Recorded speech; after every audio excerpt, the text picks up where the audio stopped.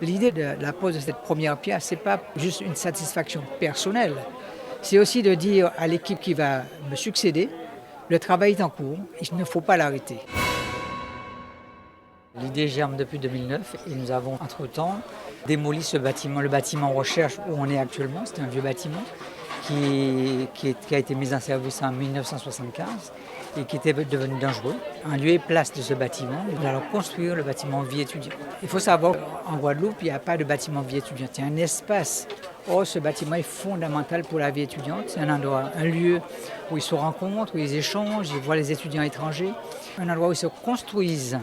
Parce que demain, ce sont ces étudiants-là qui seront nos acteurs des différents territoires. Donc ces échanges sont importants. Ils viennent pour faire de la formation, pour s'enrichir, mais ils viennent aussi pour vivre. Donc le bâtiment est un lieu de vie pour les étudiants. Ça donnera de la visibilité à notre territoire, à l'université.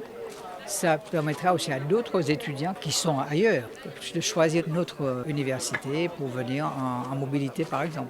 Les étudiants Erasmus, les étudiants de Campus France, choisir notre université pour venir faire une partie de leur formation. La majorité des universités ont une maison de vie étudiante. Mais c'est vrai que cette maison telle que nous voulons la construire, c'est une maison très particulière, vraiment dédiée à la vie étudiante. Une maison qui intègre bien son environnement, une maison qui est basée sur la culture aussi, la culture du territoire, et un bâtiment qui est ouvert largement vers son territoire, mais ouvert aussi vers la mer. C'est un bâtiment qui a pratiquement une vue panoramique du territoire guadeloupéen. Alors c'est vrai que j'ai été le premier à lancer l'idée. Il y a eu plusieurs étapes. Il y a eu la démolition de ce bâtiment, c'est un ancien bâtiment recherche, et maintenant nous sommes sur la construction d'un nouveau bâtiment. C'est vrai que c'est peut-être la dernière inauguration que je fais pour mon mandat, mais le travail continue et il y a d'autres équipes qui vont continuer ce travail. L'idée de la pose de cette première pierre, ce n'est pas juste une satisfaction personnelle, c'est aussi de dire à l'équipe qui va me succéder, le travail est en cours, il ne faut pas l'arrêter. Le coup d'envoi est donné et là nous sommes sûrs d'avoir un bâtiment d'ici 4-5 ans. Et c'est ça l'objectif. Ce bâtiment va répondre vraiment à l'attente de cette jeunesse avec plusieurs salles, des salles de sport, d'études, où les jeunes pourront se rencontrer. Donc c'est une très, très bonne chose. Et nous avons profité effectivement aujourd'hui pour dire un peu l'engagement de la région aux côtés de l'université, les gros chantiers que nous avons, les travaux que nous avons réalisés à l'université de Saint-Claude, tous les travaux que nous allons réaliser ici avec du Wi-Fi, des parkings, des carbés, l'accompagnement et surtout à Bémao dans la technopole de Bernard, l'école d'ingénieurs financée à 100% dans le cadre du projet REACTU que nous avons priorisé à hauteur de 12 millions. Et aussi la faculté de médecine, notamment, qui devrait, si Dieu le veut, démarrer fin 2022 pour permettre à nos jeunes de faire leurs études de médecine de A à Z en Guadeloupe. Donc effectivement, la région répond, la région est là et nous continuons à le faire. Nous accompagnons les jeunes de Medic West Indies, dont je suis le parrain, les jeunes qui font des formations de médecine.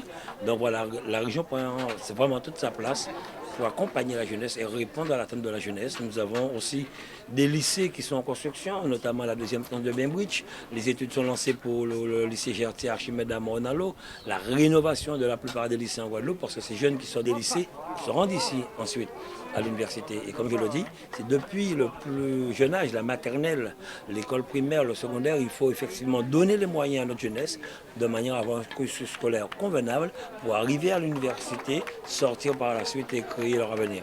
Et c'est pour cette raison que nous subventionnons à la station F Outre-mer Network pour permettre aussi aux jeunes qui souhaitent créer leur entreprise, qui veulent innover, de pouvoir incuber à certains moments à la plus grande station d'Europe. C'est une volonté de tous les élus.